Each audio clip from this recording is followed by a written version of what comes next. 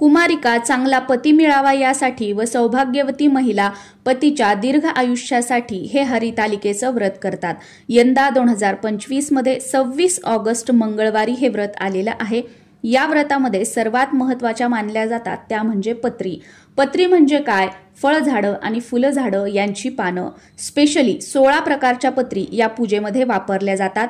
ती 16 प्रकारची झाडं याप्रमाणे बेल, आघाडा, मधुमालती, दुर्वा, चाफा, कन्हेर, बोर, रुई, तुळस, आंबा, डाळिंब, धोत्रा, जाई, मरवा, बकुळ व अशोक। हरितालिका पूजेमध्ये शिवलिंग, सखी पार्वती, गणपती यांचं पूजन केलं जातं।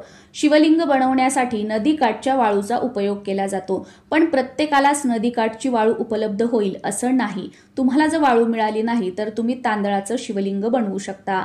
तांदळाचं शिवलिंग कसं बनवावं, मंत्र व आरतीसह पूजाविधी कशी करावी, उत्तर पूजा कशी करावी, हरतालिकेचा उपवास कसा करावा, या व्रताला काय खावं काय खाऊ नये अशी संपूर्ण माहिती असणारा व्हिडिओ प्रांजली जोशी या चॅनलवर अपलोड झालेला आहे। हरितालिकेचा उपवास दिवसभर रात्रभर केला जातो आणि दुसऱ्या दिवशी सूर्य उदयानंतर उत्तर पूजा करून हा उपवास सोडला जातो किंवा बऱ्याच भागांमध्ये दुसऱ्या दिवशी गणपतीची स्थापना झाल्यानंतर गणपतीला नैवेद्य दाखवून हा उपवास सोडला जातो। या उपवासाला भगर चालत नाही, तिखट मीठ चालत नाही, उकडलेली रताळी, कंदमुळं आणि फ्रुट्स खाऊन हा उपवास केला जातो। पण आमच्या भागामध्ये एवढ्या अवघड प्रकारे हा उपवास केला जात नाही। आमच्याकडे साबुदाणा वगैरे खाल्ला जातो। तर तुमच्या भागात, तुमच्या शहरात, स्पेशली तुमच्या घराण्यामध्ये, तुमच्या कुळामध्ये पूर्वीपासून परंपरागत ही पूजा करण्याची पद्धत काय आहे, हरितालिकेचा उपवास करण्याची पद्धत काय आहे ते तुमच्या घरातील मोठ्या मंडळींकडून जाणून घ्या आणि त्याप्रमाणे